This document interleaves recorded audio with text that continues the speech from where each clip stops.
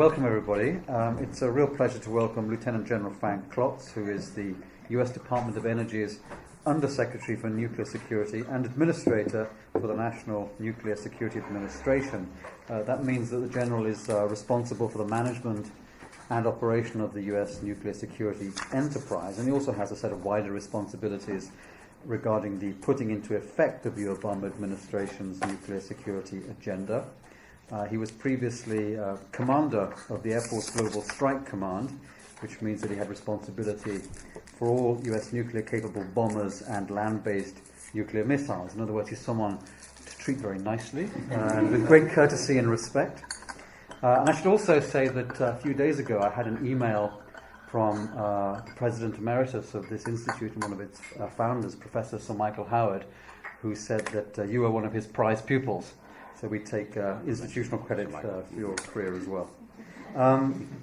Many of you, of course, know that the ISS has its origins in questions of nuclear strategy and policy, and the ISS Non-Proliferation and Disarmament Program, which is led by Mark Fitzpatrick out of our Washington, D.C. office, is one of the most prolific and active of the Institute.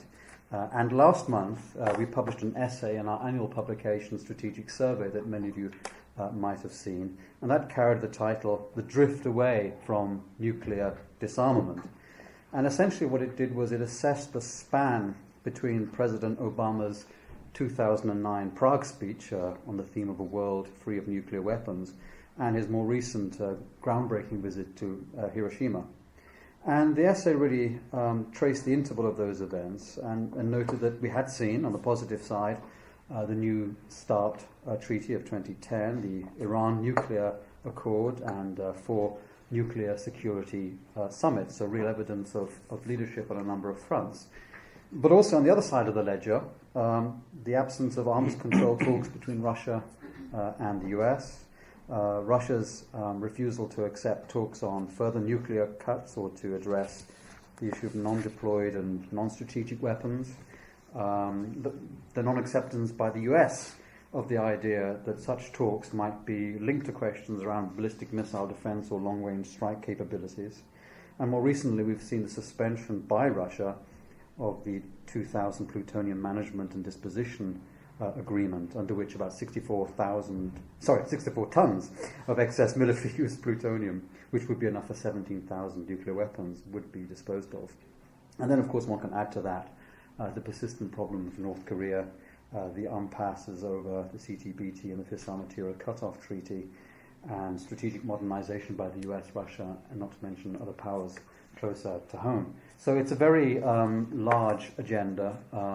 Much has been accomplished, but much evidently still remains to be done. The General has been on the front line in dealing with many of these issues, and so we now have an excellent opportunity to hear his perspective and then to ask him some questions about the issues later on. Mm-hmm. So welcome to the Institute, and over to you. Well, thank you very much, Adam. In fact, you just said everything I'm going to say, so I think we can... but I will reiterate on that. I think that was an excellent overview of some of the important issues which I want to raise. And I understand we're going to do this on the record, so I will adhere a little more closely to my script than I might otherwise have in the initial presentation. I intend to talk for maybe 20 or 30 minutes. I used to be a senior fellow at the Council on Foreign Relations, which very analogous to the IISS, and so I know from experience of both presiding over these and being a member of the Council on Foreign Relations that probably the more interesting part of any of these presentations is the give and take that takes place in the question and answer period. So I'll certainly save time for that. But it is a great pleasure to once again visit the International Institute for Strategic Studies.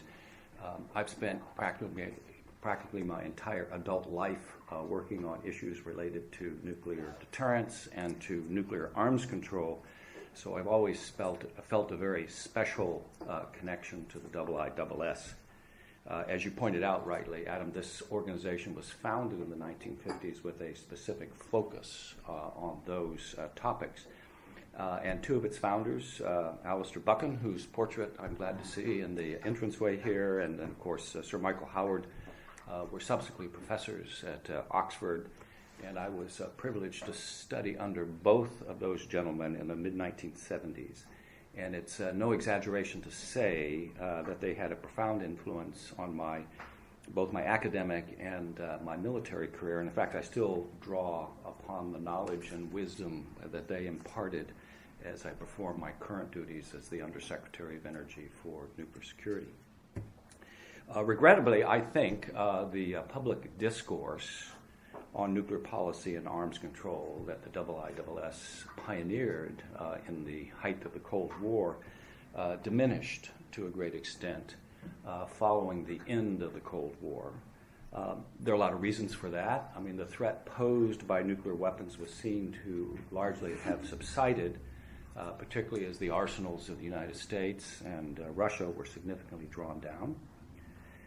It was as if we all heaved a collective sigh of relief and said to ourselves, thank goodness we don't have to worry about that anymore.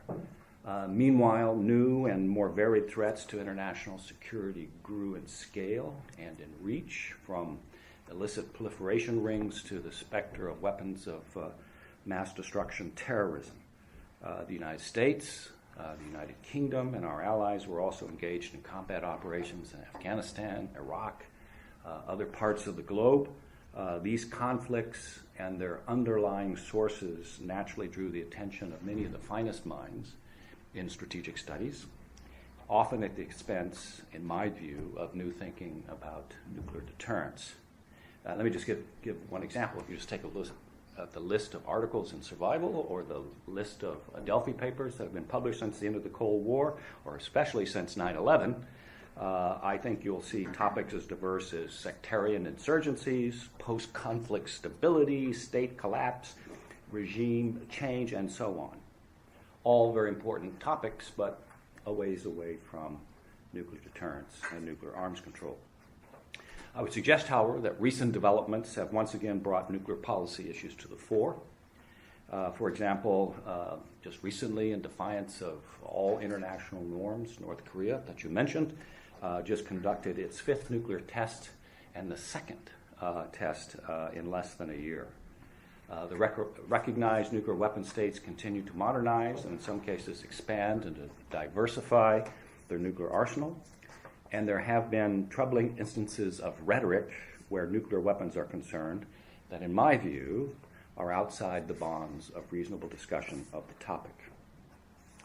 So, as should be clear, global nuclear danger show no signs of receding in the foreseeable future, nor does the necessity of nuclear deterrence. In the face of this reality, the focused study and agile thinking on this topic that characterized the first decades of the IISS will be required to deal with the nuclear deterrence of the post-Cold War period. For it will be different in many, many respects.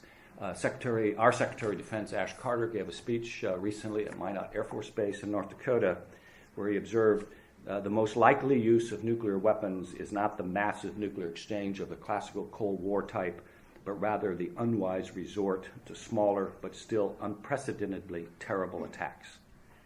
So in the analysis of this and other issues, we might call it nuclear deterrence and arms control of the 21st century that lie ahead, I hope and expect that with Mark's very good work and others, that the IISS will continue to make the intellectual contributions for which it is so highly and rightly regarded.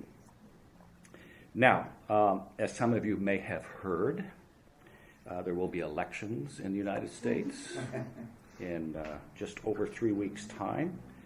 And whatever the outcome, a new presidential administration and a new Congress will take office in January. So as we approach the end of President Obama's 8-year term, I thought it fitting to talk about his legacy concerning nuclear policy and arms control, a subject that has, in fact, been very central to his overall policy agenda.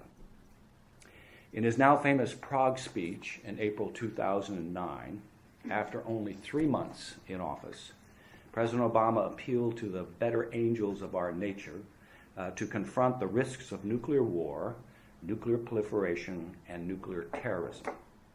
He presented a vision of a world without nuclear weapons, where peaceful nuclear energy could be harnessed by all, and the building blocks for a bomb would be kept forever beyond the reach of would-be proliferators and terrorists. Yet the president's goals in Prague were anything but utopian. I think he was quite sober in acknowledging that the challenges and obstacles to nuclear disarmament, and pledged that the United States would maintain a safe, secure, and effective nuclear arsenal as long as those weapons exist in the world to deter nuclear attacks against the United States and to offer the same defense to our allies. Now, while I admit to a definite bias as a senior officer of the administration, I believe that 7 years later, the accomplishments of the Obama administration in the field of nuclear security are impressive by any measure. While tremendous effort will be required to realize the president's ultimate vision, I believe historians will judge the so-called Prague Agenda to be one of Obama administration's most enduring achievements. So if you indulge me, I'd like to address the progress made in each of the pillars of President Obama's Prague speech, some of which Adam's already mentioned. But I will do so from the perspective of the Department of Energy, not from the broader U.S. government. Drawing upon our network of 17 national laboratories, it's the Department of Energy has a principal responsibility within our system, within the U.S. government, for conducting the scientific, technical, and engineering research and analysis that informs American policymakers on nuclear policy and arms control, and informs them on steps taken to implement policy. Afterwards, as I said, I hope we'll have a chance to chat about that. So let's begin with the nuclear arsenals of the United States and Russia, which after all still constitute, after all the drawdowns, about 90% of the world's nuclear weapons. One of the pillars of the president's speech at Prague was his pledge to negotiate a new strategic arms reduction treaty with the Russians that would be legally binding and sufficiently bold. The New START Treaty of 2010 fulfilled this promise, reducing the numbers of deployed warheads and delivery systems while providing transparency and predictability in U.S. and Russian nuclear forces. On this latter point, almost 12,000 notifications on the status and movement of strategic nuclear forces have passed between the nuclear risk reduction centers of the two countries since the New START Treaty entered into force. And I would say, on a personal aside, as the commander of a missile base and then ultimately the commander for all our nuclear bombers and missiles, the fact that we would be communicating to the Russians every time we move a bomber from one base to another base, or a missile from the main operating base to a missile silo or back again, I think is a pretty astounding degree of transparency. And the Russians do the same. As a result of continuous stockpile reductions following arms control agreements and unilateral actions taken since the end of the Cold War, the United States nuclear arsenal today is the smallest, and I might add the oldest, that it's ever been since the 1950s. After reaching a peak of over 31,000 weapons in 1967, during the Lyndon Johnson administration, the U.S. nuclear stockpile has been cut by approximately 85%. Yet, as Adam pointed out, President Obama made clear in Prague that the New START Treaty was not to be a final destination, but rather a springboard that would set the stage for further cuts. He later stated that his intention was to pursue reduction of not only deployed strategic nuclear weapons, but also non-strategic or so-called tactical nuclear weapons, and those weapons which are held in reserve by both sides. With respect to strategic nuclear weapons, the President subsequently announced that through a careful study of our deterrence needs, the U.S. could entertain further reductions up to 1/3 below the levels of New START and still ensure our national security. Regrettably, negotiations with Russia to that end never got underway, and we can talk about the reasons in the question and answer period if you like. Whether future U.S. administrations and Russia will resume arms control negotiations will, of course, depend upon improvements in the overall bilateral relationship, among other things. Here I must say that the near-term prospects are not good. Just last week, the Russian government suspended the plutonium management and disposition agreement that it had with the United States, as well as 2 other agreements on nuclear and energy-related research and development and conversion of reactors that use highly enriched uranium. Suffice it to say, these were not promising developments, and the U.S. regrets that the Russian government took these steps. In the meantime, there were a number of policy changes the United States could and did make outside the realm of formal negotiations. For example, we've made good on the President's promise to reduce the role of nuclear weapons in our overall nuclear national security strategy. The Nuclear Policy Review of 2010, released the year after the Prague speech, acknowledged for the first time that the fundamental role of U.S. nuclear weapons is to deter nuclear attack on the United States and our allies.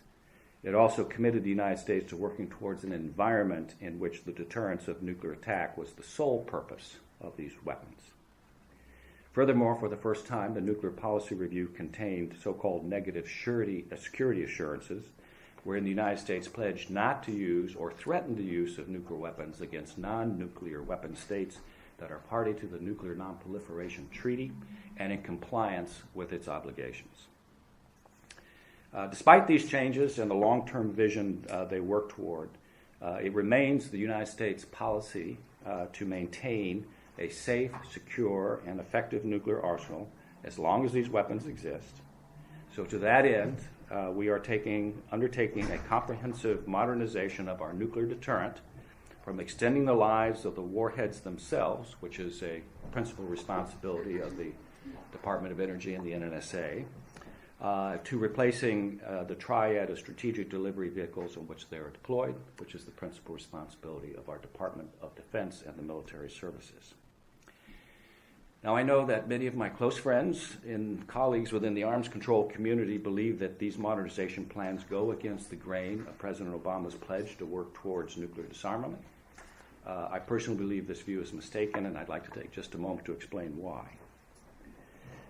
In Prague, when the President called for a world, the peace and security of a world without nuclear weapons, he was also very sober about the length of time it would be necessary to create such a world, noting that this might not be achievable in his lifetime.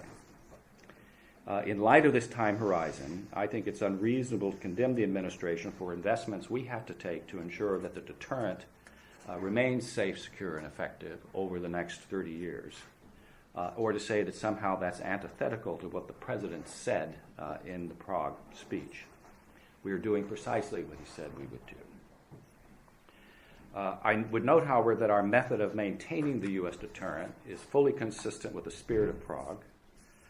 For example, just to cite one example, we have been able to certify the effectiveness of the warheads that we have responsibility for without nuclear explosive testing now for over 20 years, and instead now rely on a suite of diagnostic tools, experiments, and high-performance computing and modeling to be able to make that certification to the President. This policy contributes to the international norm against nuclear explosive testing, therefore representing a significant contribution to the global non-proliferation regime. And in fact, strengthening this regime, strengthening especially the Nuclear Non-Proliferation Treaty, it was another key pillar of the Prague agenda. And we have worked very hard to enshrine every element of the NPT's basic bargain in policy, from establishing a new framework for civil nuclear cooperation to making sure that countries without nuclear weapons do not seek to acquire them. Importantly, we have also been vigilant in ensuring that those who break the rules are held accountable. There's no better example, I think, of this policy principle than the Joint Comprehensive Plan of Action, otherwise known as the Iran deal. This agreement, forged through careful negotiations involving the United States, the United Kingdom, the other members of the P5, Germany, the European Union, effectively blocks each of Iran's pathways to a nuclear weapon while permitting its continued development of a civil nuclear sector. At the same time, it lifts the nuclear-related sanctions that have been imposed on Iran by the world community as long as Iran is in compliance with the provisions of the agreement. It's also worth noting that the ultimate success of this agreement at this juncture, as well as other non-proliferation efforts, depend in large measure on the safeguards mission of the International Atomic Energy Agency, the IAEA, which has responsibility for verifying that states are not diverting civil nuclear material for weapons use. And for this reason, during the Obama administration before, the United States has provided strong support to the IAEA in terms of significant annual funding and technical support. In particular, many of the advanced monitoring technologies that the IAEA uses in its inspection work were developed at DOE's national laboratories. These labs also train IAEA inspectors from dozens of countries, developing their technical expertise in safeguards and security. In fact, every IAEA inspector since 1980 has undergone training on nuclear materials measurement at the Los Alamos National Lab in New Mexico. These contributions are essential to the fundamental compact of the Nuclear Non-Proliferation Treaty, namely that states have access to peaceful nuclear technology in a manner consistent with the highest non-proliferation standards. And in keeping with our obligations under Article 4 of that treaty, this is the right of every nation that renounces nuclear weapons. I'm pleased to report that I think we've made great progress towards President Obama's call to build a new framework for civil nuclear cooperation, which was based on two key principles. First, an assured supply of civil nuclear fuel for states that uphold their non-proliferation commitments, and secondly, increased access to peaceful nuclear technology. To this end, we have provided significant support to IAEA's Low Enriched Uranium, or LEU, Fuel Bank. The IAEA has made great strides towards the establishment of this bank in Kazakhstan, which will ensure that IAEA members have continued access to LEU fuel for civil reactors without increasing the risk of proliferation in case of a major disruption of the global nuclear fuel market. We've also brought into force peaceful nuclear cooperation agreement with Vietnam and Russia, and successfully negotiated extensions of our agreements with China, the Republic of Korea, Taiwan, and the IAEA.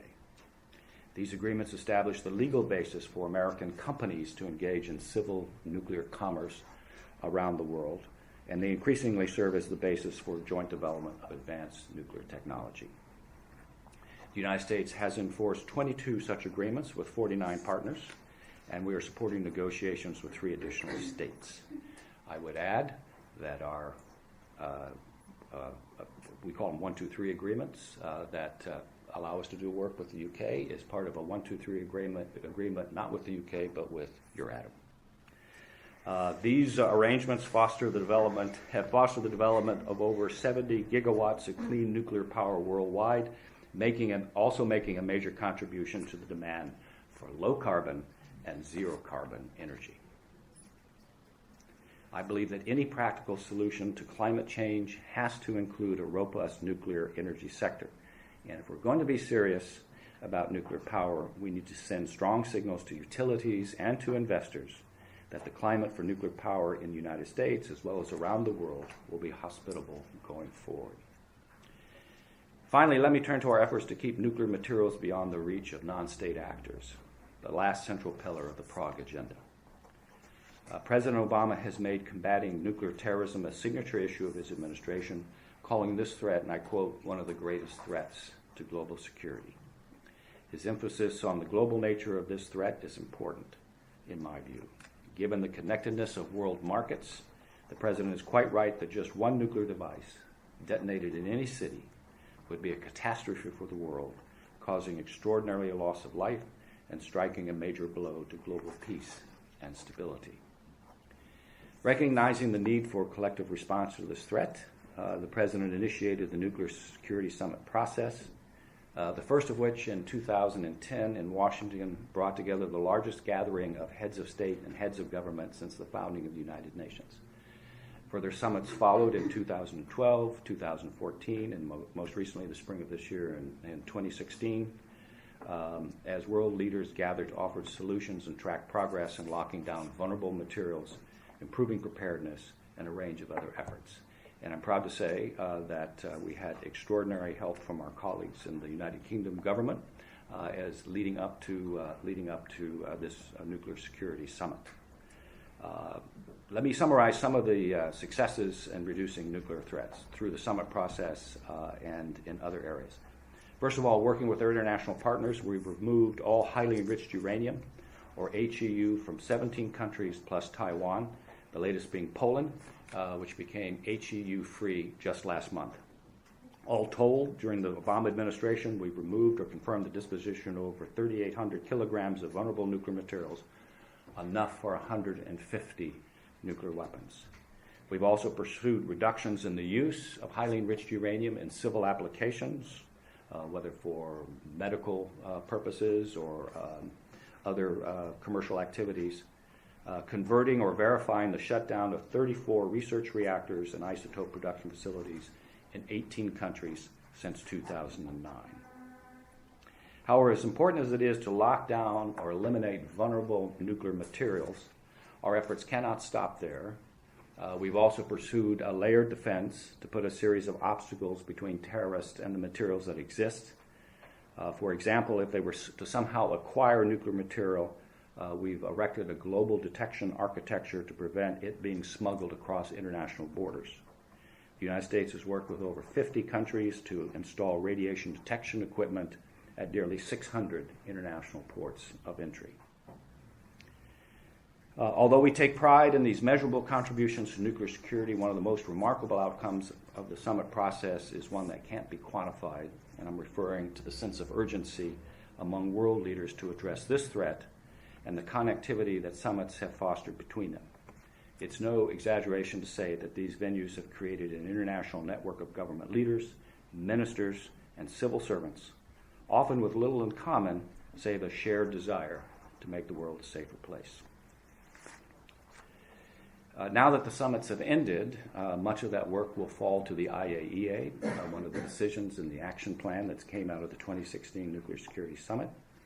And for that reason, in our view, the U.S. government's view, the Nuclear Security Ministerial that will be held in Vienna during the first week of December is an extraordinarily important step in carrying on the spirit of the Nuclear Security Summit process in the years that lie ahead. So I know that we will be represented at the ministerial level, and we're hoping that other countries will also see the importance of this first step since the end of the summits, and likewise be represented at a senior level. So Adam, in closing, I'm going to return to the point I made at the outset of my remarks. 7 years after President Obama's speech in Prague, his administration's accomplishments in the field of nuclear security are numerous and impressive. I believe, as I said, that historians will judge the Prague Agenda to be one of the administration's most enduring legacies. That doesn't mean that the administration was able to accomplish all that it set out to do. No administration ever does. And there's always serious challenges that require serious attention by the next administration, and the administration after that, and the administration after that. But against some rather long odds, the Prague Agenda provided a path forward and made subsequent progress possible. I think this is a worthy and noble legacy. So with that, I'm happy to take any questions you may have. Thanks.